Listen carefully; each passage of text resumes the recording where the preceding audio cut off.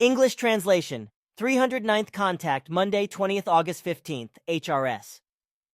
Well, I'm glad you came, my friend. You are most welcome. Be greeted.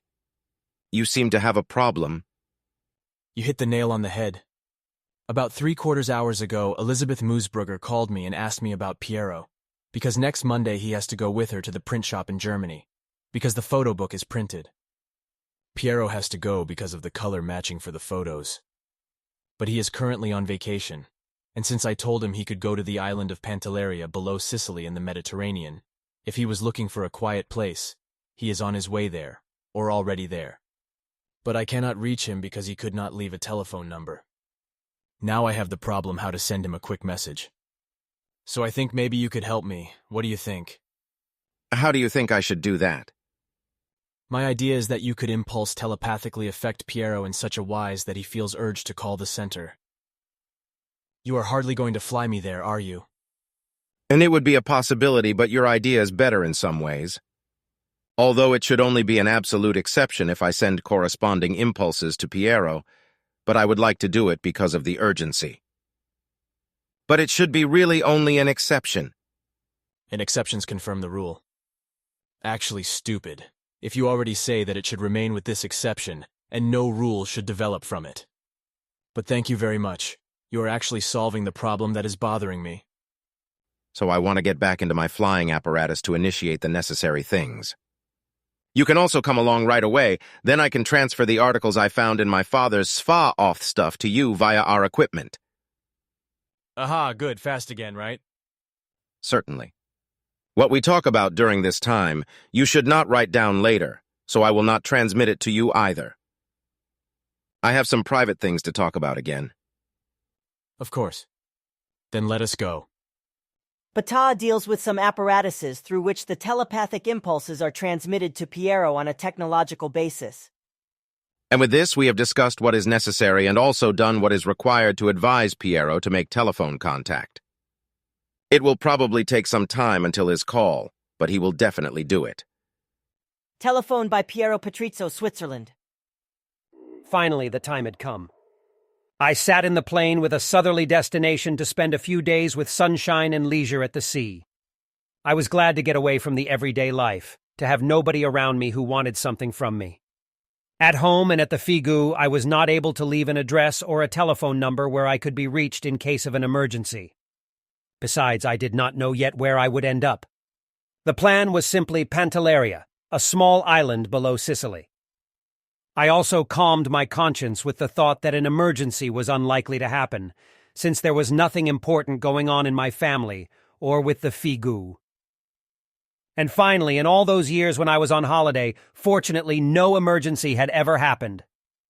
I also thought that I should nevertheless contact Switzerland and the Figu at some point to confirm that everything was fine with me and to ask if there was any need for me to do anything.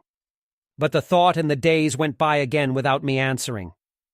Somehow it is a special feeling to be unreachable in this day and age, since one can be reached by mobile phone anytime and anywhere. Of course, I do not want to deny the value of a mobile phone, because I myself have often been glad to own such a small device. That is why it almost gives a feeling of wildness to spend a holiday somewhere nowadays without having a mobile phone with you. Well, I guess I was not as unreachable as I thought. When I wanted to leave my hotel on the island Pantelleria on Monday, 20th of August, in order to go out for a little while, it was already in the late afternoon, approximately at 17. HRS, I passed the lobby. Looking in, I had the thought that now I would have a nice time and opportunity to make a phone call to Switzerland. But immediately afterwards, I dismissed the idea and took a few steps towards the exit, when suddenly a strong urge made me stop and call the Figu in Switzerland right now. The urge to call the Figu in Switzerland right now became stronger and stronger, which I could not resist any longer.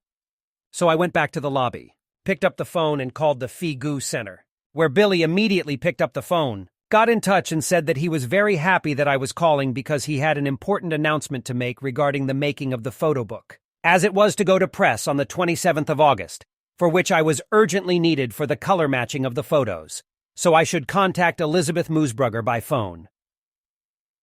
She had instructed him, Billy, to inform me urgently about this, but he could not do so, as he did not know how and where he could reach me.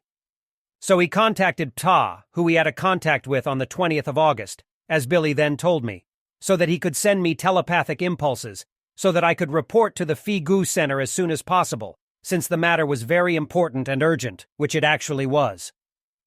And obviously the impulse transmission worked very well and very quickly when I think of the urge that came over me to telephone. But I have learned one lesson from this, namely that in the future I will adapt to the present time and always have my mobile phone with me so that I do not have to be reached again in an emergency via elaborate detours, which are not at all self-evident and were only taken as an exception because it was a missionary matter of an urgent nature. I am convinced of that. Quite dear, thanks for your effort. Now one more question. Look here. This is a photo that Elizabeth Gruber took at about 16. HRS at the Belvedere Palace in Vienna on the 26th of July. In my opinion, this object should be Zafanatpanak's ship. You also told me that it was cruising around over Vienna, etc. When Elizabeth, Joseph, Barbara, and Andreas were there. What do you think? Is this really Zafanatpanak's ship? And it is likely his flying apparatus, yes. Fine, everyone is happy about it. Was it the intention that his ship could be photographed? And it must have been so. There is also a permit for such an action, because it was decided that we would meet again from time to time and have ourselves photographed. However, this should not be too frequent, and should not become a habit. Nor will we allow such good photographs to be taken as you were given the opportunity to do so. A UFO or beam ship sighting by Elizabeth Gruber, Austria. And on the 25th of July, Barbara Harnisch, Andreas Schubiger, my husband Joseph, and I started our spontaneously planned sightseeing tour to Vienna.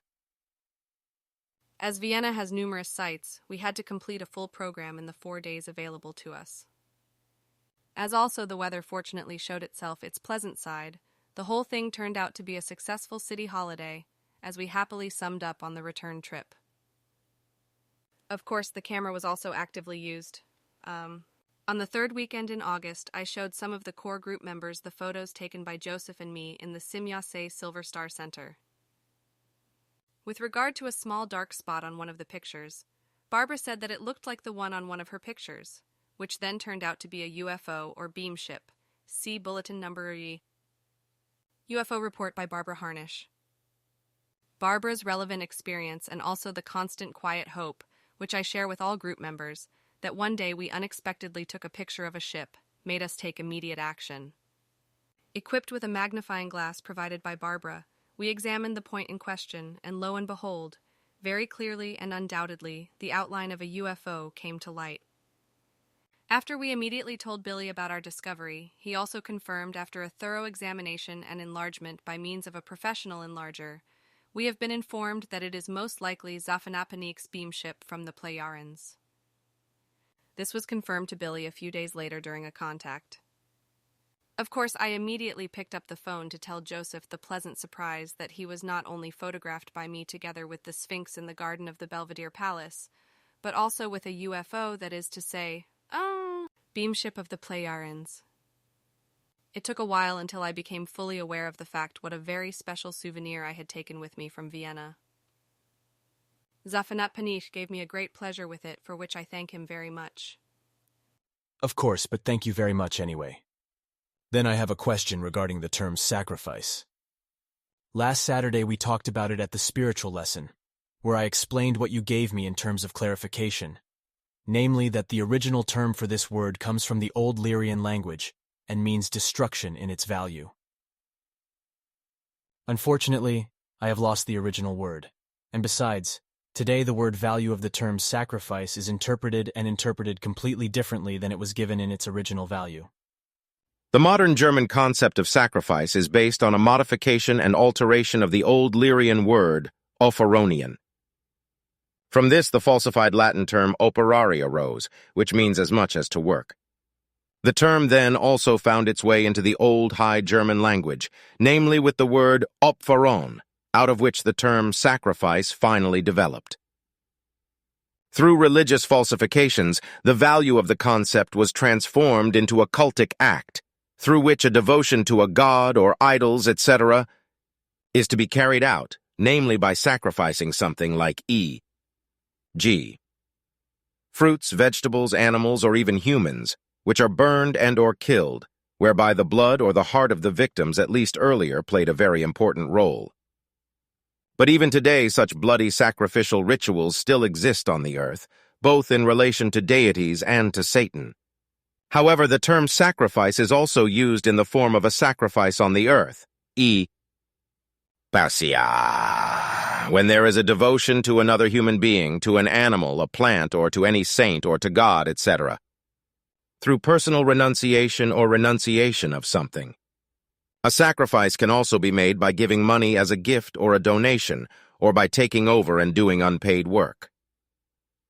The term sacrifice is also used in relation to homicide, murder or misfortune, traffic accidents, etc., or when parents or other persons are concerned with the welfare or education of children.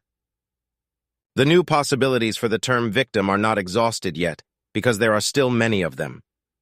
In its original basic value, however, sacrifice actually means destruction in some wise. To stand up for children or old people could be called devotion instead of sacrifice. Certainly.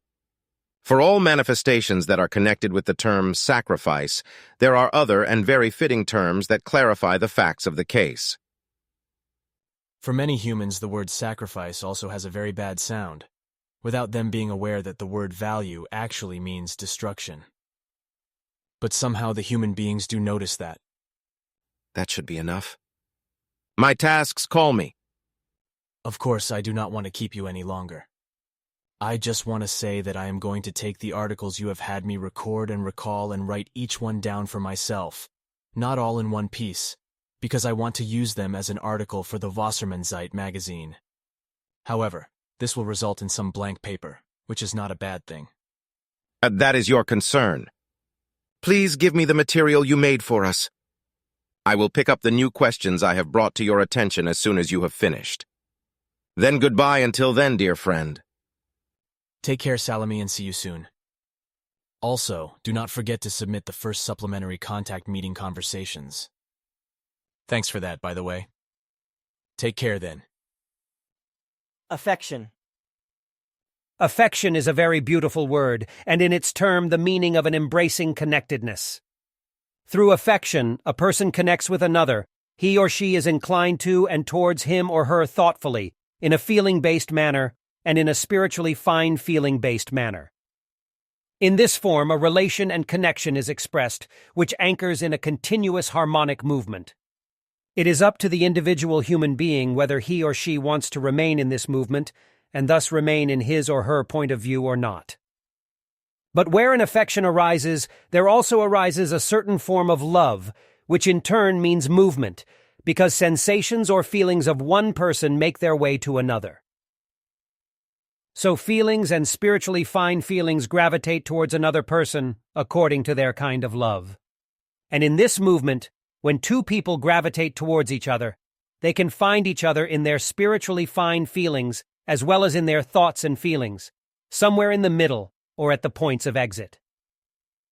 And only when a real affection has come about and a true movement has taken place can a real encounter take place in connectedness, because only through the affection an understanding for the other human being arises, in which one sets out on the way to the other. In Niederflax, Bulak ZH, Sunday, 3rd February 10th. HRS Edward, 9 years old. A relationship. Life always offers surprises, both in and with human beings, in life and in nature. These surprises are continuous and change from hour to hour, from day to day, from week to week, from month to month, and from year to year. Again and again new things appear, others disappear. Some things are beautiful, good and loving, others bad, unattractive and hateful. Humans become aware of many things, but they do not recognize many things. He or she sees many things with their eyes, or perceives them with their other senses, but other things remain hidden from them, and many things lift them up to the highest heights, while others throw them down into abysmal depths. This is especially the case in the relations from human to human, for they are constantly changing. Many relationships are subject to becoming and passing away because they are built up in impermanence, the end of which is pre-programmed.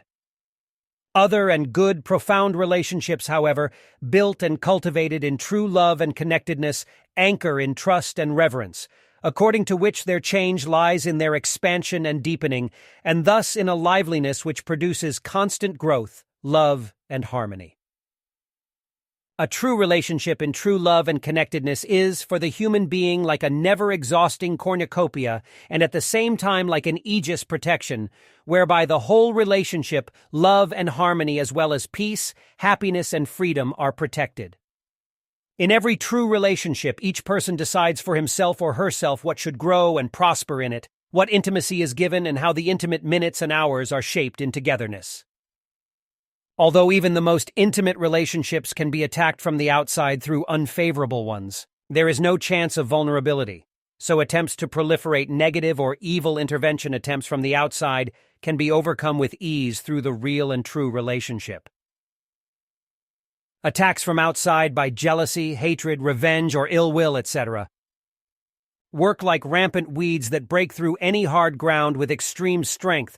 But if a true relationship is given in loving form and reverence, no malicious attack can break through the protection of the relationship, and consequently, no harm can be done. A true relationship is also built on responsibility and its fulfillment, and it needs care as much as love itself, peace, harmony, and freedom. It must be constantly nourished by taking and caring for the time necessary for it to nurture one another and togetherness among people who are in a relationship. This also means that clarifying conversations have to take place as well as entertaining and nurturing conversations. Frustration and misunderstandings have to be resolved and cleared up, whereby in the best true relationship thunderous differences of opinion are sometimes unavoidable. But this in no wise has to do with strife, ill temper, friction, quarreling, squabbling, scolding, discord, anger, and rage, or with hostility, tension, reproaches, bearishness, grousing, or the like. A relationship changes constantly and inexorably, but to prevent it from simply passing with time and becoming uninteresting, it must be constantly nurtured and kept alive. This means, however, that something new has to be introduced into the relationship again and again, and that it has to be constantly developed further in order to maintain its continuity. Horrigenwald Bulak ZH, Saturday, 27th July 15th. HRS Edward, 9 years old. Value of serenity. Since time immemorial, the attitude of the truly wise has been expressed in the saying, "Have nothing and yet possess everything." To have nothing means to renounce the unnecessary material and, in this relationship, to turn only to what is necessary. In relation to possessing everything, however, to follow and call one's own all true knowledge as well as wisdom, true love and true peace, true harmony and freedom in knowledge and observance of the creational truth, justice and laws, and to call it one's own. Only those who do not attach their thoughts, feelings, and spiritually fine sensitive feelings to materially created things, who can free themselves from the compulsion of the material and let go of it in order to give the spiritual and that which is consciousness-based the place they deserve, are truly free and thus calm. Serenity is of great importance, for in its value it contains the power of calmness in thoughts, feelings, desires, hopes, and expectations, by the fact that an entrance has been found into the creational truth in which fulfillment can be found in every respect. Serenity in its value also means that there has been a liberation from the habits of one's own ego, as well as an emptying of fears and worries, so that true love, knowledge, and wisdom can work within the personality, thus expressing the true core of the innermost creational being in an unadulterated form. Serenity as an attitude also means inner freedom, inner peace and tranquility, and a strong and healthy factor of distance from everything that negatively affects consciousness and thoughts and feelings from the outside. Serenity is a protection against it and prevents that which is threatening from the outside from finding a place inside the personality and in thoughts and feelings and from becoming established in them. So serenity is not simply an attitude of character in itself, but a strictly worked-out attitude of reason, true love and harmony, as well as inner peace and inner freedom. So serenity can be learned, but in order to attain it, much must be left alone and omitted, especially the strict attachment to the purely worldly, the material. The human being should not be attached to the recognition as well as the property and success, etc. in binding measure, because otherwise a dependence is generated. But it is this dependence that contradicts human dignity to a great extent.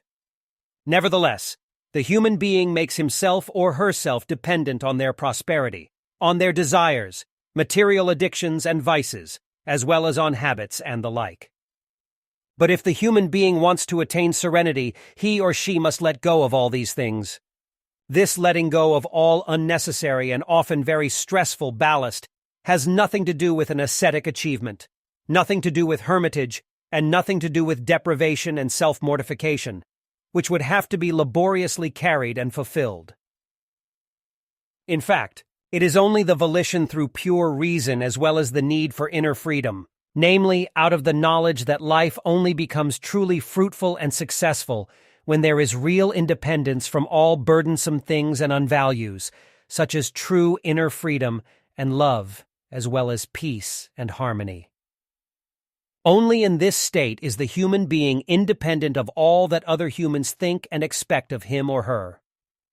And this state also belongs to the realm of serenity and its value.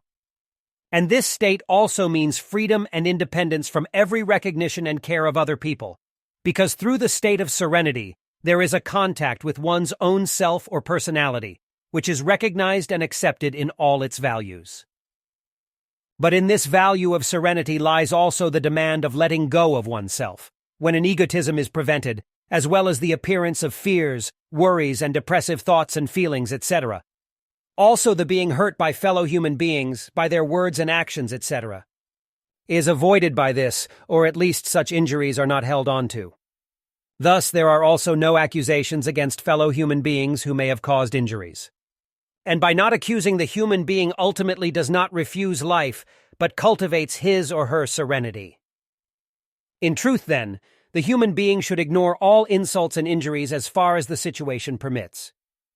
This also means to let the serenity work in such a wise that a distancing and a resignation from one's own self must take place in order to view oneself and one's own life from an elevated point of view, in order to see oneself as it corresponds to reality. But this can only happen in serenity. And those who are really able to do this can react calmly to whatever penetrates them. Serenity also leads to a serene reaction to rejection or criticism, and also to no panic gaining the upper hand when surprising or terrible situations and events occur. Calmness also leads to the feeling and security of not being threatened and to fearlessness, not least because a useful and securing distance is gained from all internal and external influences. The opinions of humans are different and diverse, just as the successes and images are different and varied. But all these are of little or no importance if they are confronted with serenity. Serenity always offers a solid foundation on which one can look calmly at what flows into one's own person. And those who have developed serenity can also react to the worst events and news, whereby, however, serenity has nothing to do with composure or preparedness, which is revealed in a message through which the death of a loved one is transmitted. Composure or being prepared means to fit into a strong control of one's own power, and thus into a discipline created by oneself. The expression of composure or preparedness is based on a strict control of not releasing the true thoughts and feelings of being affected to the outside, although an inner shock is present. Through the composure, respectively the preparedness, only the posture is truthfully preserved, whereby the human being controls himself or herself externally. In truth, however, this is no more and no less than a self-control that has nothing to do with serenity. A human being who truly lives in serenity never has to keep his or her composure, for their inner attitude is harmonious, free, and balanced to such an extent that they are not affected mentally and emotionally by bad events, situations, and messages, etc. In such a wise that everything must first be subjected to control and mastery. For a human who lives in serenity is clearly aware of the things that life inevitably brings with it and which no human being is able to avoid. So he or she accepts them and unconsciously comes to terms with them, Thus nothing can throw him or her off course, which gives them an absolute inner freedom and vastness, the basic condition of which, in turn, is serenity. The truth of serenity does not lie in discussions that are often heated and often lead to arguments. Serenity is therefore also not anchored in the fact that through speeches and discussions, etc., a duty must be fulfilled, and the conscience must or should be calmed down. The truth of serenity is also not found in the correctness or choice of arguments and words, because truthfully, completely different values are of importance, namely the consistency with the reality of the truth itself. And precisely this is a sore point that gives humans insecurity and ignorance, because precisely what he or she considers to be real and absolutely true is, as a rule, nothing more than an expression of his or her own imagination, and all that they make up for themselves as projections. Thus, humans make their own images and ideas of truth without seeking and finding the real truth within themselves. Thus, truth remains a book with 7 seals and completely incomprehensible to him, because they are unable to define it. But if they know about the real truth, then they will not withdraw, but will conduct their words and discussions in the knowledge of it, that there is only one truth, even if for the individual human being, according to their own views, their insights and truths are always only relative. Consequently, all human beings can also have different points of view. But the teaching of the Spirit, the teaching of the truth, says that the human being also comes to the aid of this through real serenity, that they should not only cultivate their thoughts in an over-intellectual manner, but also through their feelings and through their rationality, whereby they should also hear the voice of their innermost, creational spiritual being. Fert Nipple, Bulak ZH, Saturday, 8th March 16th, HRS Edward, years old. Wealth and frugality. There are very many humans in the world who are strongly religiously biased, or who have turned to atheism, a purely secular ideology or a certain philosophy. But there are also those who are not devoted to ideology, but simply live into the day without worrying or feeling about life, the world, the creation, death, or any other values, but whose whole thinking and acting is directed just towards the pursuit of mammon and wealth. But sooner or later it must be of importance to them, like all other humans, religious, sectarian, worldly ideologized, and philosophical, to free themselves from the non-thinking of truth and its non-acceptance, as well as from greed and the pure pursuit of wealth, in order to become frugal, calm, and free. If the human being does not know frugality, then they will be more and more selfish, because they want more and more. And if they possess the whole world, the solar system, or even the whole universe, they would still not be satisfied. But that in the human being himself or herself, in his or her humanity, in their thoughts and feelings and in their love, there is often bitter poverty, if no frugality is cultivated, but only wealth is pursued that is not noticed.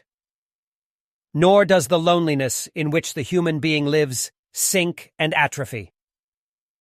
Non-frugal humans who only chase after wealth also live in poverty in such a wise that they can never know whether they are really loved by their fellow human beings when they feign to do so. Thus they live in their wealth and influence in constant uncertainty, whether a fellow human being shows them real, true love, or whether everything, which is the rule with a few exceptions, only corresponds to a feigned, object-oriented love and affection, and corresponds to pseudo-love and pseudo-affection aimed at using and gaining wealth. So it is that the human and his or her being are rarely really loved, but only their wealth and influence or their exalted kind of notoriety or activity, etc. If, however, their wealth dwindles, then the false love they are given also disappears, as do all false lovers and false friends. They disappear like nightbirds, which shy away from the light when wealth disappears and is lost. This, however, is precisely the moment when true and good friends in true love would be dear to the rich human, because he or she needs them precisely in this situation of the loss of wealth, and is actually dependent on them. But this is not thought of by the rich during their enjoyment of their wealth, and certainly not by the skulking beneficiaries, whose love and friendship are of the wrong kind, and only geared to profit and free riding. The human being, however, who cultivates frugality, pushes such thoughts and actions far away from himself or herself and strives to lead a simple life, even when he or she can call a certain prosperity and wealth their own. Thus, they remain modest and do not boast with their mammon, wealth, and abundance, turning also to the values of true love, knowledge, wisdom, and true inner and outer peace, as well as freedom and harmony, and thus finding inner and outer happiness. This person knows that wealth alone cannot produce happiness and all the other high values, unless the frugality is cultivated and respected. They know that money, fame, prestige, and wealth do not constitute the world and do not bring lasting happiness and therefore do not constitute the meaning of life nor its goal, but that these high values lie in the consciousness-based evolution as well as in the fulfillment of the creational laws and recommendations, and thus also in true love. Bruderberg, Bullock ZH, Sunday, 10th August 14th, HRS Edward, years old.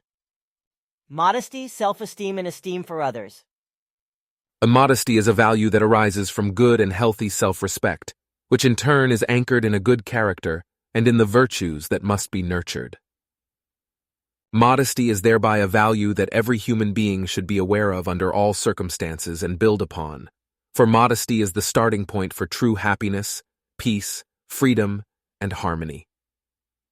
For in modesty lies the fundamental value that prevents selfishness and self, highlighting and elevating pride from which the human being thinks of himself or herself as something significant and of greater value, and thus distinguishes himself or herself to others, and is of the mistaken opinion that he or she is of greater usefulness and perfection than any other.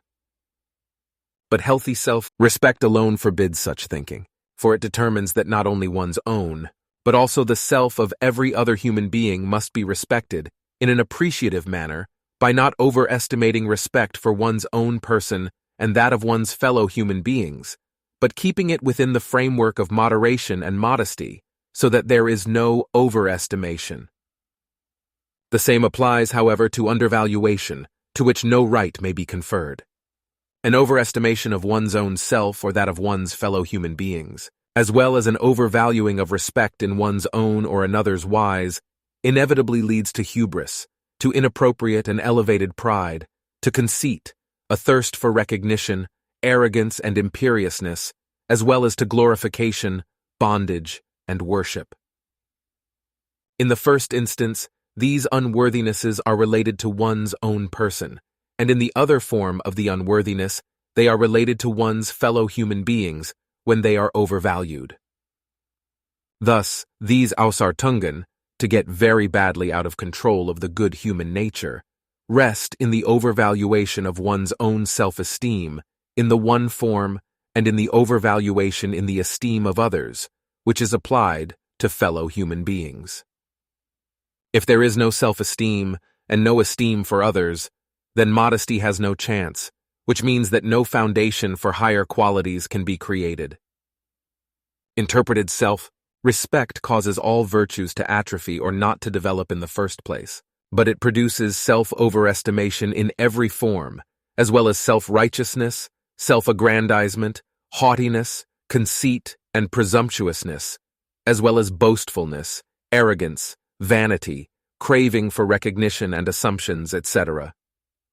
While with translated estimations of others, humans are idolized, elevated to heroes, saints, masters, idols, ones to be worshipped, representatives of God and gurus, etc., and to whom one falls in bondage because a strong humility, unfreedom, subservience, defenselessness, dependence, slavery, and servitude, as well as a serfdom of strange form, a subordination and lack of independence arise. Therefore, a differentiation must be made between a good and healthy self-esteem and esteem of others, and a degenerated self-esteem or esteem of others. But there is also the case of too little self-esteem and esteem of others, which also corresponds to a form of degeneration and causes damage. The case of too little self or other estimation leads to the fact that one's own person or the fellow human being is held to be incapable and worthless or inferior, etc. To disparage oneself or one's fellow human in this form, and to disparage one's abilities, virtues, thoughts and feelings as well as one's character and personality, etc., has nothing to do with modesty. However, which manifests itself in such a wise that inner modesty, as well as modesty shaped by thoughts and feelings and by activities and deeds, exists, and thus in a tempered modesty, in which self-conquest, modesty, contentment, restraint, patience, simplicity, self-indulgence, and unpretentiousness, as well as forbearance, economy, and tolerance are also anchored, among many other positive values. Too little modesty brings discord, quarrels, envy, and hatred, because behind them there are still hidden, in certain forms, cravings, desires, wishes, lusts, vices, presumptuousness, immoderateness, licentiousness, and covetousness, as well as cravings, greed, and avarice, etc., which are able to break through again and again powerfully or surreptitiously. Therefore, only the true and the most appropriate modesty should be cultivated, as well as the most appropriate self-esteem and estimation of others. Like too little modesty, too little self-esteem and esteem of others should be avoided, which would lead to the erroneous view that nothing can be achieved at all, and this must be considered in all respects, including the finding of truth in the creation and in its law-based aspects. However, it is also so with regard to character and personality, as well as with regard to worldly concerns and activities, family life, interpersonal relationships, nature, all forms of life, and the universe. Thus, one must never be too lacking in self-esteem, or too lacking in modesty, or in the esteem of others, but rather everything must always be determined in a tremendous courage of responsibility, through which one's own well-being, that of one's fellow human, and that of all living beings and existences is realized. Therefore, a healthy self, confidence and trust in others, as well as a healthy and effective modesty and an appropriate, sincere and value-offering self-esteem and esteem for others, are of necessity and of value, but never under or exaggerated unworthiness, for it is precisely these that the human being cannot utilize for his or her life and progress. Soli, Bulak ZH, Wednesday, 4th May 14th, HRS Edward, years old. Human nature. The human nature in itself is completely neutral in its core, as is the case with the human creational spirit form. In contrast to the spirit form, however, human nature is formed by two components, namely the negative and the positive, while the form of the spirit does not contain the positive and the negative, but only the neutral, positive, equalizedness and the harmonious, whereby the spirit form of the human being, like the creation and the pure spirit forms themselves, is only able to absorb and process that which is of neutral equalizedness and harmonious, which leads to a purely neutral positive evolution. In contrast to this is human nature, whose core is formed in negative and positive, whereby the human being is able to act in one wise or another, because his or her will is also free to do and not do as it accords to his or her own state of mind. This means that the human being can form his or her thoughts and feelings as well as their activities and deeds both negatively and positively, and indeed through their own will, through their own decisions, opinions, and ideas, as well as according to their own disposition and assessment, etc. Thus, the human being forms, out of his or her nature, which is neutral in its core, and which contains the positive and negative components, which are also neutral in themselves, his or her inner and outer being, and thus the personality, which is also identical with the consciousness of a human material nature. The positive and negative components, which are neutral in themselves, correspond to dormant energies which only acquire effective power through the human's thoughts, feelings, emotions, and through his or her activities and deeds, and thus produce very specific negative or positive effects, which in turn manifest themselves in the form of thoughts, feelings, emotions, actions, and the entire work.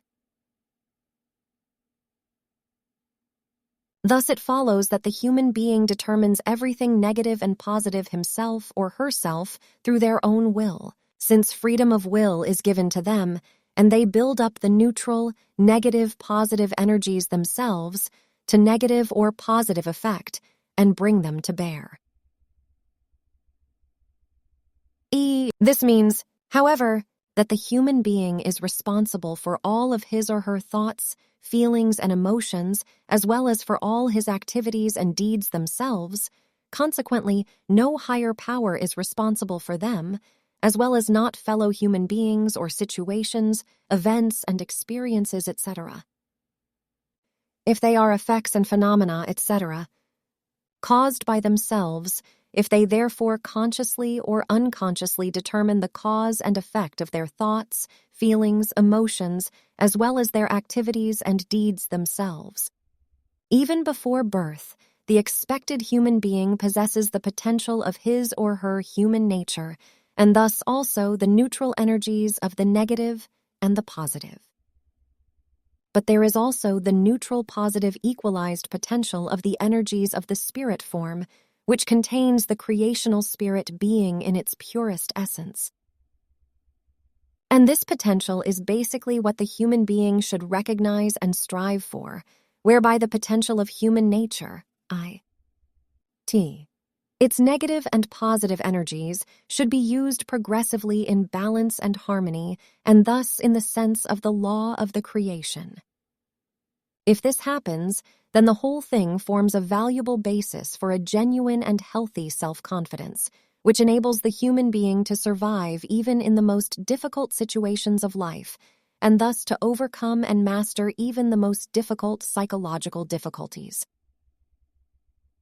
However, if the creational spirit potential of the spirit form is not recognized and not strived for, nor the potential of human nature and its core, then the human being tends, out of his or her own conscious or unconscious endeavor, to turn solely to the negative or the negatively degenerate, to every situation and life, etc. To see only negatively and accordingly to lead a way of life which consists only of failures or of melancholy, hatred, lack of love, joylessness, black-eyedness, and other evils through which the human enters his or her own captivity by themselves, from which they can no longer free themselves without outside help and a clear, rational thinking, whereby the clear and rational thinking, however, is rarely still found and applied. In this situation, the human being usually does not view his or her situation from a larger and healthier perspective. Consequently, they are not able to recognize and accept, because they do not want to be detached from the negative, that everything and everyone, and thus also the negative, has certain positive aspects. All things of life and all existence are always relative, and thus not final, nor do they exist in perfection. For this reason, every cause and effect, as well as every event, every situation, and everything, etc., must be viewed from different angles. This leads to the realization that not only problems with one's own person, etc., break in, because if the view of everything is expanded and everything is perceived truthfully and not only superficially, then the facts are recognized correctly, from which then also the understanding arises that not only one's own personality faces problems that relate to a certain thing, or to several of them, but that by far many other humans still have to bear the same or even more difficult and heavier burdens and overcome problems. The realization therefore shows that the personal situation is not unique, but that other humans with the same unhappiness and suffering, deprivation, effort, pain, suffering, torment, affliction, unsatisfaction, oppression, burden, hardship, tribulation, sorrow, distress, anxiety, poverty, grief, and visitation, as well as with the same sorrow, the same pressure and misery, and the same need, depression, melancholy, and many other evils have to struggle with.